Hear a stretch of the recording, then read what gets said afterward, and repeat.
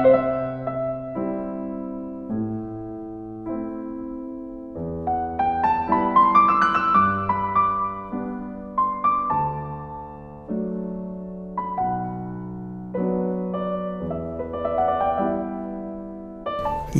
što je lepo. Tu je rođena, kažem, naša rođaka, majka Branka Radičevića, Ruža. Bio je običaj da članovi kuće idu na tavan u jednu sobicu gdje su se porađale. Da. A to je bila ovdje gožarska radnja moga Čukunde, šta on dođe, on je deda moje babe po ocu. Dakle, inače Vukov prijatelj, tu je odsedao Vuk.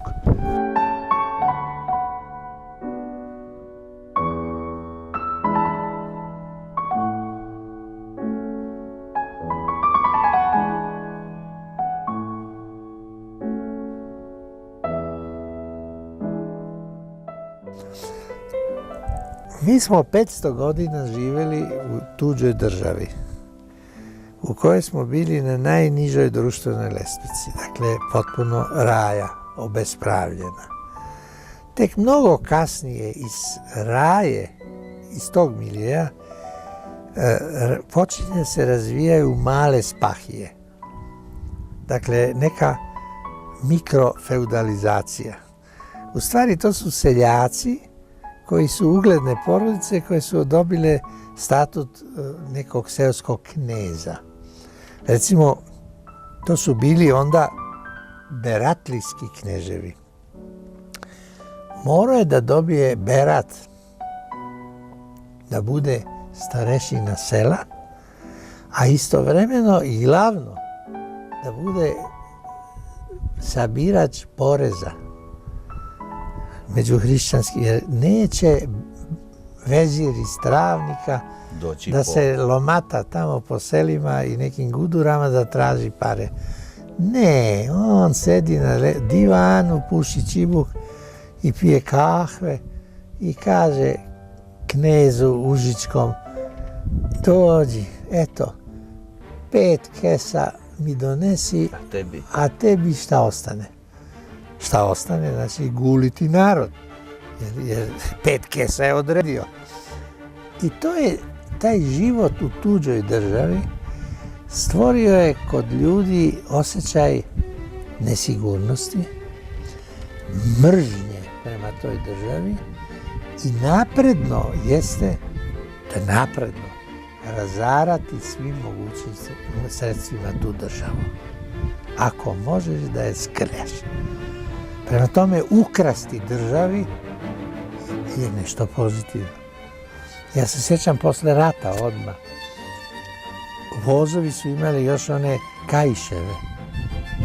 Znate, i kad sam ja išao za podizanje prozora, kad sam ja išao na Kosovo 1946. godine i tamo obilazio gde me nije bilo, zato imam kuk oglodan, ja sam video moje oči seljaka koji ulazi, ono visi onako i on vadi bricu, seče, kaže: što to radiš? Ma kaže, more, to je opštinsko. To sam upamtio. Znači, more, to je opštinsko, to je dokaz da se sme ukrasti i da to je napredno. Što ima da mislim na opštinsko? To je to.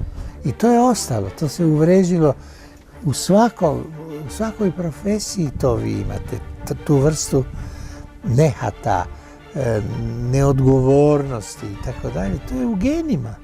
I to vi možete, znate, sad naravno to ne može se radi danas, ali kako je Ivan Grozni sredio i onda kako je Staljin sredio, strašno. Nema. Moskva je bila u Staljinovo vreme najčišći grad. Meni je Milivoj Živanović pričao, koji je bio ludi pušač i to na cigaršpicu. I Milivoj meni priča, kaže: idem ja sinovče u metro i bacam na patos taj opušak. I idem u metro. Kad ono jedan Rus ide za mnom, trči za mnom i nešto govori, a onda ja požurim, ne znam šta je, ne zna ruski. I uleti u vagon, sad će da krene, a i ovaj za njim krene. I onda na kraju ga uvati u vagonu i počne da govori njet, ovo pušenje, ne. I kaže, ja sam se vratio da podignem onaj čik. Jer je ovaj rekao, vratite se, ne, to, ne.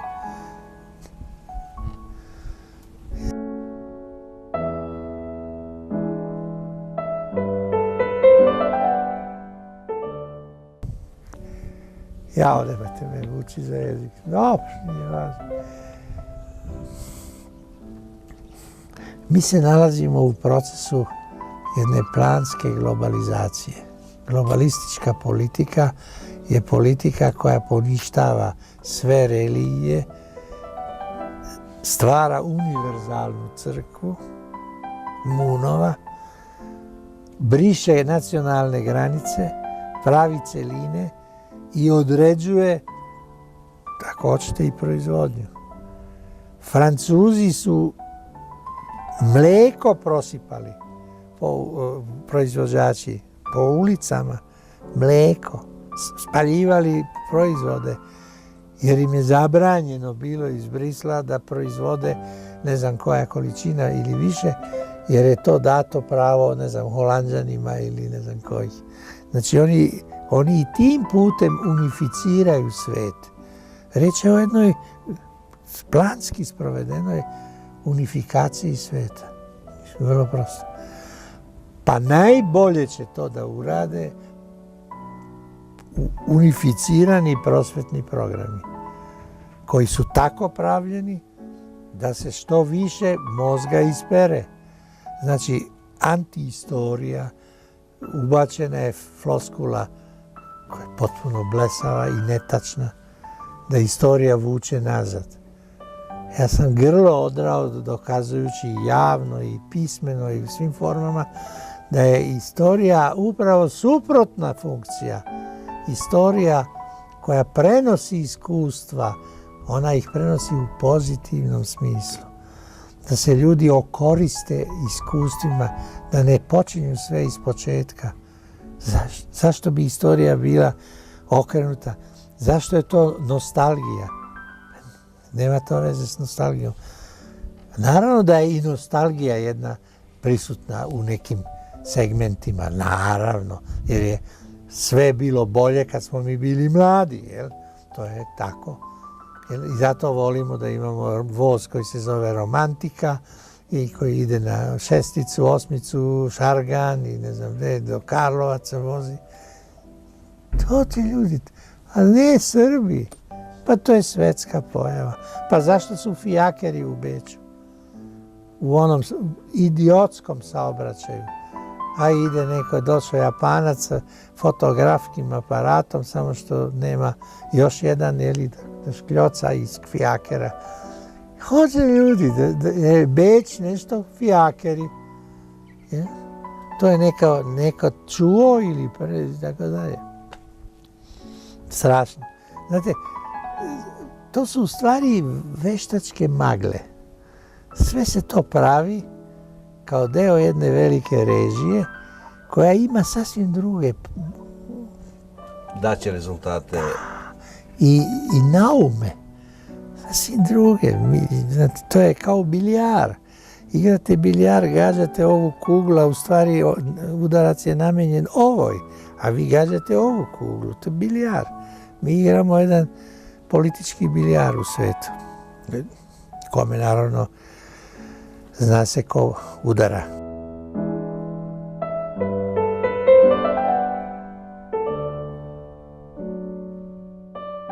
Ne, sad možete kazati najnormalnije, bio sam na grobu generala Wrangela. To više nikog ne uzbuđuje. A da ste to rekli pre 40 godina, zatvorili bi vas. Naša UDBA bi vas zatvorila. Da servisira svoju braću. I ovi jadni ruski popovi su sakrili grobnu ploču sa nekim ikonama i kaširali to sve, da se ne zna da ovdje leži posljednji komandant belih u Rusiji. Mihalkov ima jedan veliki sad serijal baš o tim, o Vrangelu, Denikinu i ostalim velikim njihovim generalima. Vrangel ima jednu epizodu, on je 2 godine ili koliko žive u Karlovcima. Ja znam i kuću u kojoj je bio, njegov otac Nikolaj Vrangel leži na Čeratu, gore na Karlovačkom groblju. Naravno, zapušten grob, niko se ne seti da to iščupa malo te trave i tako. Tamo leži otac njegov, a on je, kad se raspustila njegova posljednji ostaci bele, on je imao konjicu, 2 bataljona je imao i ne znam koliko pešadija i imao je muziku. To se nekako sačuvalo. I u Karlovačkom špitalju, kako se zvao, dakle bolnica, tu su bili Vrangelovi vojnici, eskadroni, i njima bilo žao, pošto su imali lepe konje, njima bilo,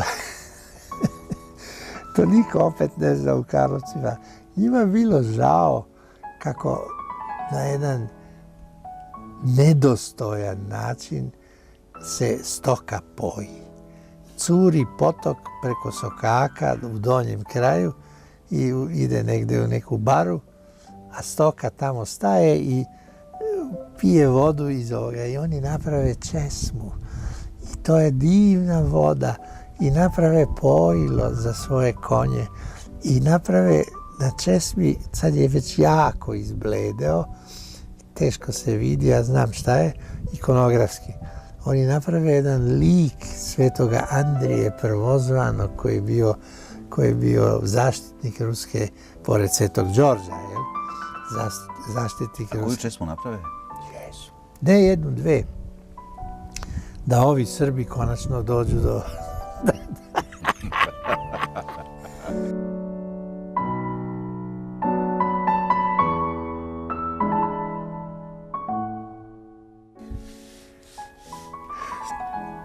Komunisti su hteli savez i nudili mu savez. On je 2 puta bio s Titom i Tito ga je podbunjivo da naprave neku hrvatsku katoličku varijantu crkve i dosta s Rimom i šta ja znam. I to nije prihvatio, a definitivno je tikva pukla kada je napravio, kada su iz škola izbacili veronauku. Onda je on napisao encikliku, jednu okružnicu, koja je važila za celu Jugoslaviju. Ne dajte djecu đavlu. I to je bila pukla tikva, ne dajte djecu đavlu. I onda su oni njega skleptali i iz dosijeja izvadili to je stari metod, izvadili su kolaborantske kompromitujuće dokumente. I on je kao ustaša, međutim, on nije bio ustaša, on je bio politički Mačekovac. On je HSS bio. Bio je Hrvat veliki, ali HSS. Nikad ustaša. Međutim, on je bio ustaški, ja to kažem, korisnik. To je nešto sasvim drugo. On je prihvatio stvaranje nezavisne države Hrvatske kao djelo Božje i Svetoga Duha. To je bio moj prvi šok.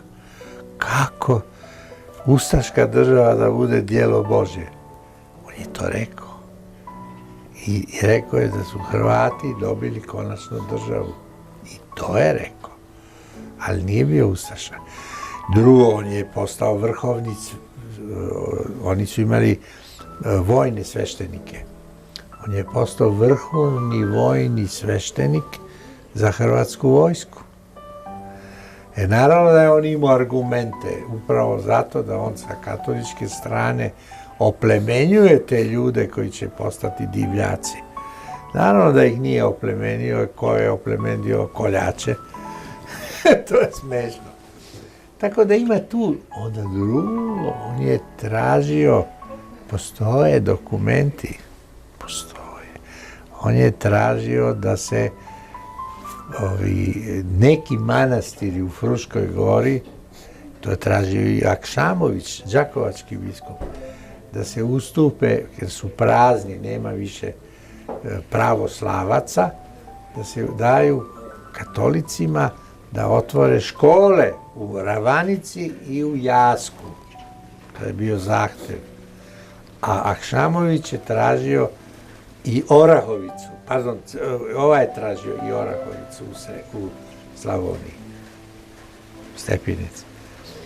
Tu je čak i drzak toliko da kaže da je taj manastir bio katolički, pa su ga pravoslavci u tursko vrijeme preoteli.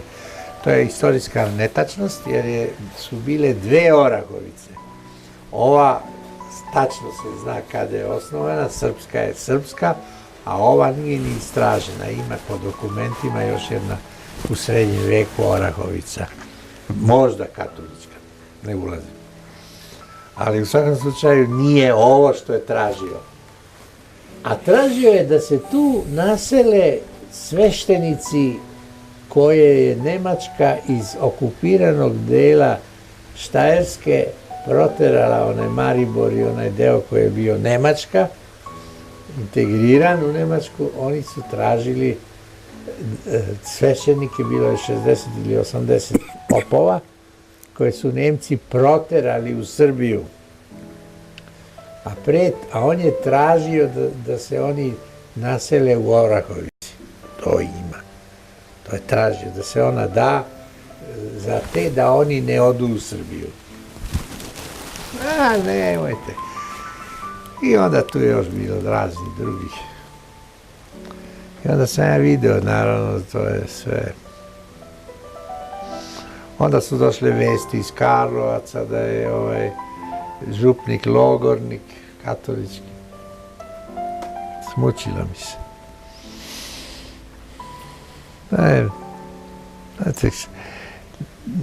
Jednostavno nešto što možda niste ni poznavali dovoljno. Ja ne mogu da se smatram nikakvim ekspertom za katoličku crkvu. Ja sam se kasnije više interesovao i nešto više doznao. Evo, ovdje sam pročitao knjigu o inkviziciji. Razočarao sam se.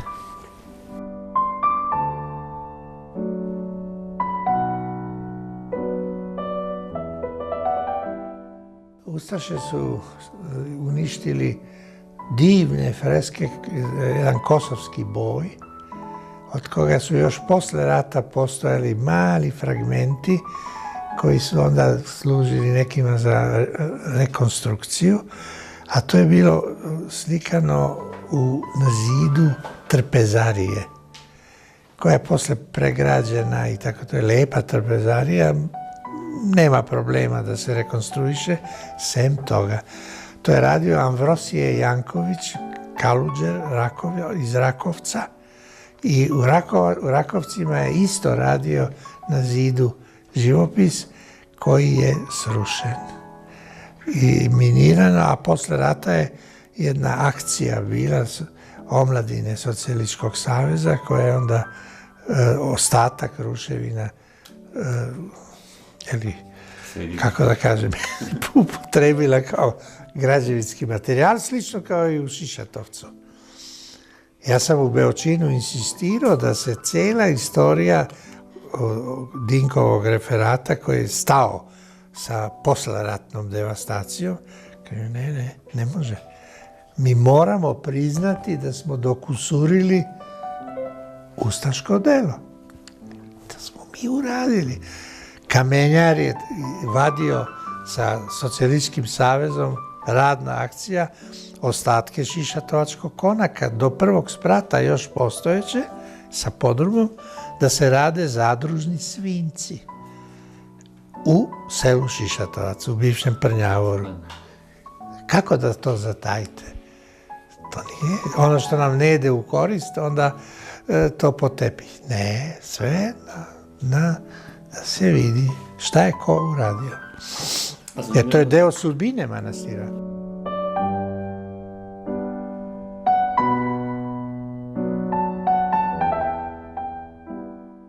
Ja sam lično obišao Fruškogorske manastire sa Mihizom, sa Žikom Stojkovićem i Mićom Popovićem 1946. Mi smo ih obišli, dakle to je bilo stanje katastrofalno, to je bilo sveže stanje posle razaranja i videlo se da je to osuđeno na konačno iščezavanje. Dakle, narod je uzimao ciglu kao materijal građevinski za, evo, svinjce i tako dalje. Ne, ali imam, ja sam bio u Novom Sadu, je bio jedan saziv, to je bilo zanimljivo, to je ona je bila, posle došla Kaća Sokolović, bila je Estera Ivković, jedna lepa bunjevka, vrlo zgodna žena. Ona je bila sekretar za kulturu i sazvala je jedan razgovor o Fruškogorskim manastirima i njihovoj sudbini. I ja sam došao na taj sastanak, pozvan, upravo iz Hopova, gdje sam video jedinu interniranu kravu u Evropi. To je jedna internirana krava koju su Kaluđerice smestile u odaju koju je konzervator opremio da se može useliti neka monahinja. A zašto je to uradio? Zato što su Lugari jedinu kozu koju su te 4 monahinje imale polomili noge jer su oni pustili kozu van manastira da brsti, paša. Koza je vrlo izbirljiva. I oni su to naišli i polomili joj noge i oni su onda morali da unište. A krava je isto tako bila van manastira na paši. I oni su rekli, to idući put lomimo noge paši, ovoj kravi. I ove Kaluđerice se uplašile i nemaju kut, jer Hopovo je bilo ruševina. I oni su je u tu sobu koju su skrpili konzervatori internirali kravu, jer ona ne može da izađe više. I to je bila jedina internirana krava. I ja sam moj govor u Novom Sadu upravo počeo tako. Dolazim iz Hopova gdje sam video prvu interniranu kravu. Bio je jedan stranac sa mnom, to sam izmislio, koji je bio inače funkcioner društva za zaštitu životinja. I kaže, on se zgrozio da može da bude internirana krava. I kaže, ja sam sada, ovo što ću reći, to je u prilog da se oslobodi internacije krava, a 4 monahinje, to je opravdano da ih kinjite. To su nemoćne stare žene i to je u redu da ih kinjite. Onda mi ona rekla, vi ste cinik. Kažem, nije, nego očajan sam.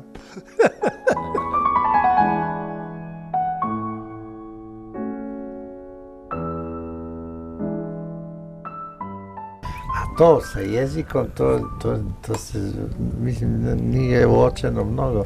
Tito je to isto radio. To je Tito uradio. I onda su svi ostali mogli. To je uradio, znate gde, kada ga je dočekao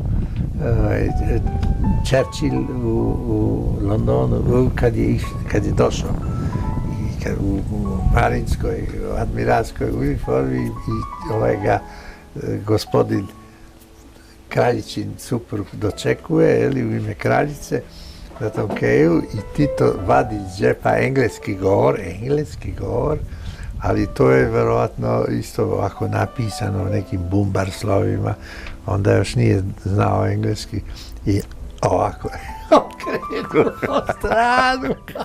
Ajoj, to znao i gledaju se, samo ti okreću. Strašno.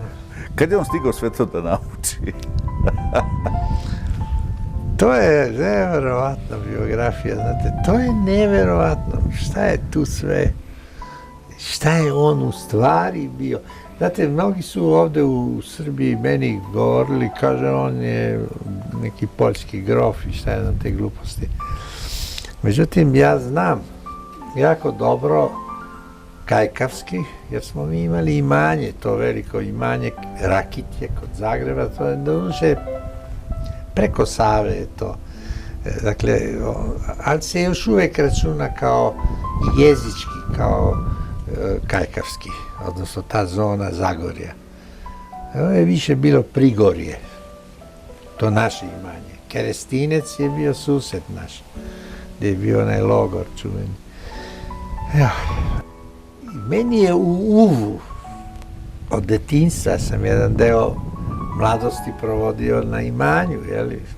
Ne celo leto, ali jedan deo, skoro mjesec i po dana smo bili, onda smo išli u Sloveniju i razna druga mjesta na more, ali ovdje na imanju je bilo obavezno. I meni je u Uvu taj jezik tog naroda i verujte, 100% daje ruku u vatru da je on Zagorac.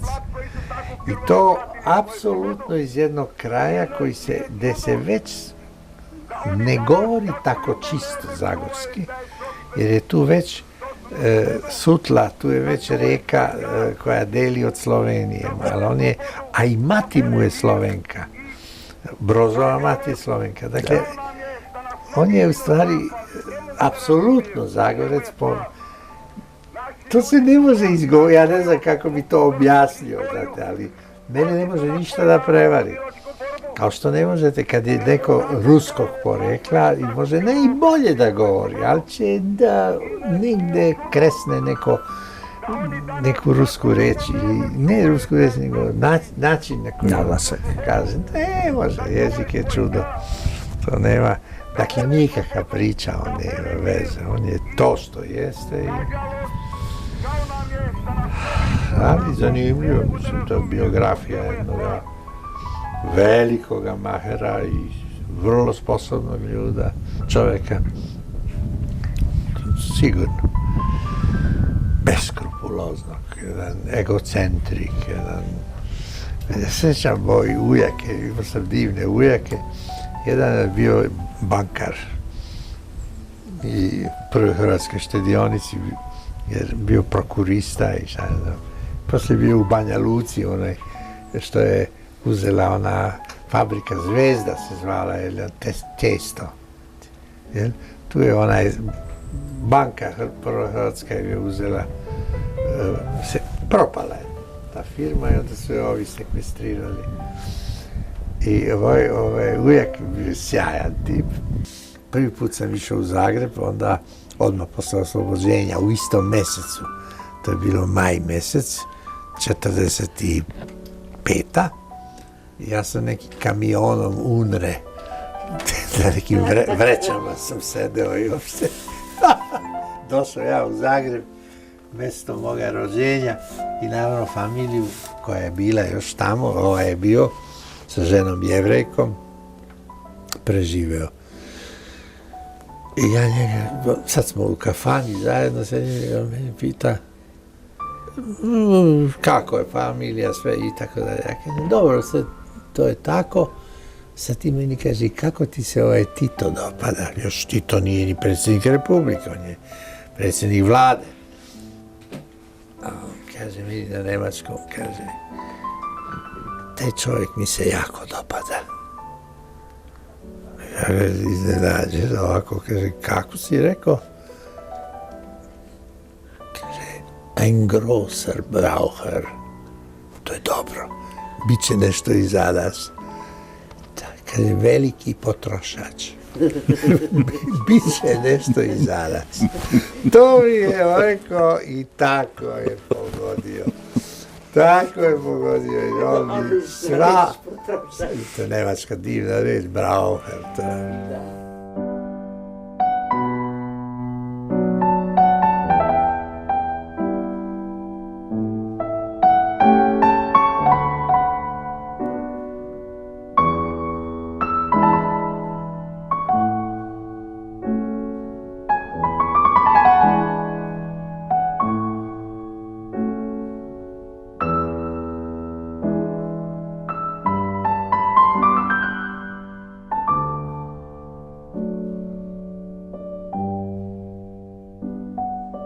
Hvala.